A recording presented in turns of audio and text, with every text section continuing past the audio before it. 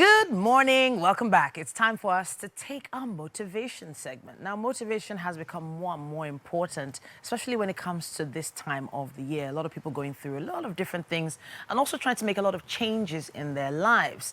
And one of those key changes is probably a change of career or change of job.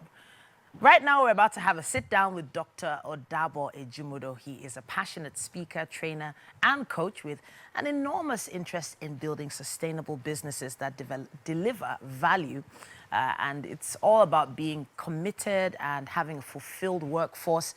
Today, let's talk about transitioning from your current professional position and the right way to make that move. Welcome back to the show. Thank you, Titi. Good to be here. Yeah, end of the year is when everybody's thinking, okay, so next year, what am I going to be doing? Am I going to be in the same position?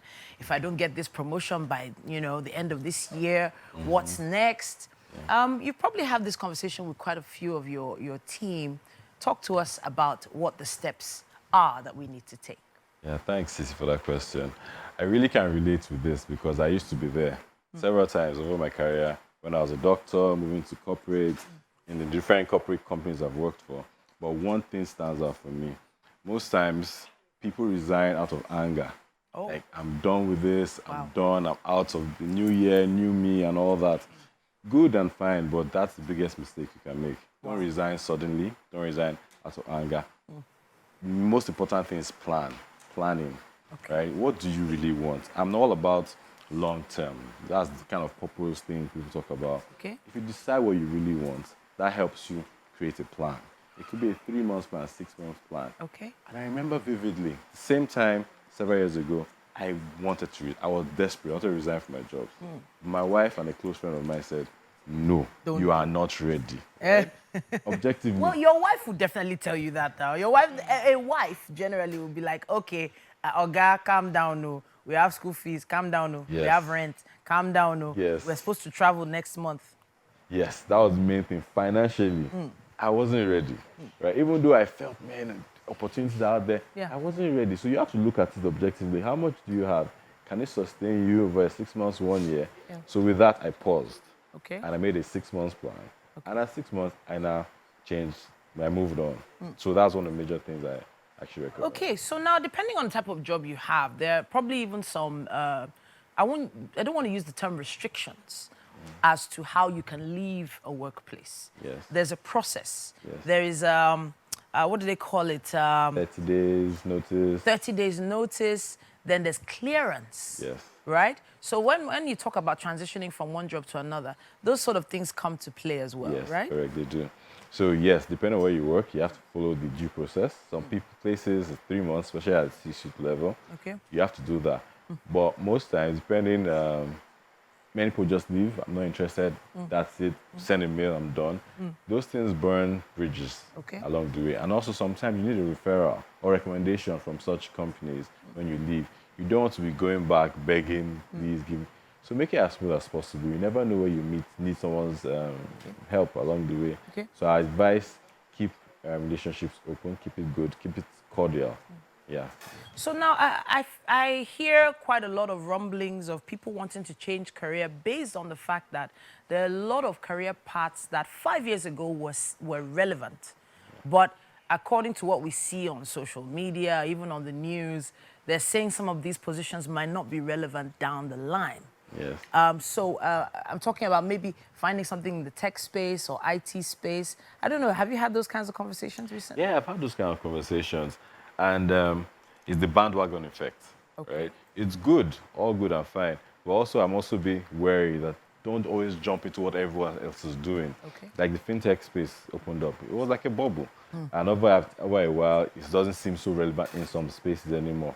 Be sure where you're going to is relevant. Most importantly, understand what you're getting into. Many people will jump in and jump out almost at the same time, but you've already lost the gig you had before. So be sure you invest in yourself to learn the skills and requirements needed. Not just skill, but also network. Do you have the right network for the place you're going to? So those are a few things that you must consider. So you use the term jumping, what you said. I know a few people, Mazino, that have jumped into different spaces a few times. And when we were starting our careers, we were advised not to make those kinds of moves. You know, it was said that it wasn't advisable to, you know, just jump here and jump there. But he's doing great now. Mazino's doing great. He's having the time of his life here at Wake Up Nigeria. I'm just using him as an example. Yeah. He's been able to come out on top of that. But it might not work for everybody. Yes. Yeah, it's a good point, valid point. And I kind of balance everything. There's risk and there's safety. Okay. But if you are sure this is something you want to go into, yes, but plan your risk. Okay. How much can you lose? How much can you get? But be sure that what you're getting out of it is better than what you're going to lose out. Okay. Are you talking about financially now? Financially, skills, reward, Okay. everything. Because sometimes people move from different industries. I have a friend, FMCG. Yeah. I was in FMCG, medical devices, pharma. Okay. I've moved around a bit, and it all helped me. Okay. When I wanted to move to, I also people told me, don't move. It's not the right time to move. Okay. But a mentor or a coach will help you see what you're not seeing and say, okay, do this. This is good for you. Go and do this MBA here. It's good for you. Aha. That guides you. You're not just doing things randomly. Yeah. I was actually going to ask about the place of education in all this. Now, a lot of these courses, online or not, they get quite expensive, especially if you're advancing in your career. And, you know, you want to make a change into another field, maybe because it's more relevant, but you don't know what these people are doing in this IT space. So what are they really doing there? So where is the place of education in all this? It's very important. It's critical, right? Education can be free. YouTube has loads of stuff. I mean, YouTube is like my best friend. Loads of stuff you get for YouTube. Then apart from the other paid courses, it's very important. Even it's like gives you a first feel of how to be going to that industry. Are you sure you want to do this? You go through it, you don't understand half of what they are saying. You do this for 1 month, 2 months. You know you're going to struggle, right? So why take that leap? Okay. Figure out what niche you want to go into and get someone to tell you this is level 1, level 2. And then you could find the area that fits you. Okay. Yeah. All right. So the only other one I'm going to talk about now is the issue of Japa. So a lot of people have decided to change career paths because they want to relocate. Yeah. And you have people that probably even have a master's in some sort of subject, just taking a master's in another one just to fit into another career path abroad.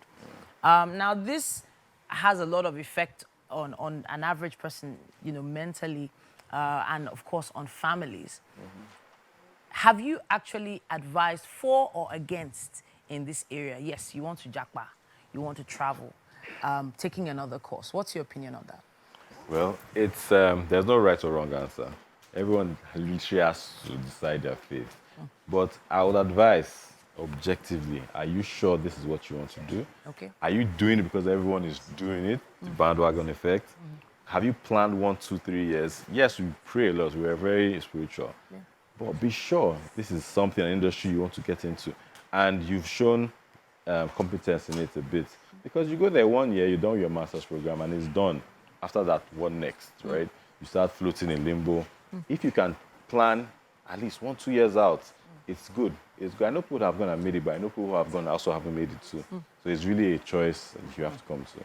All right, then I have to say thank you to you once again for joining us and giving us a little bit of insight into what is out there. With regards career changes, we'd love to know your thoughts and opinions as well. Use our hashtag WakeUpNigeria on TVC and let us know what you think.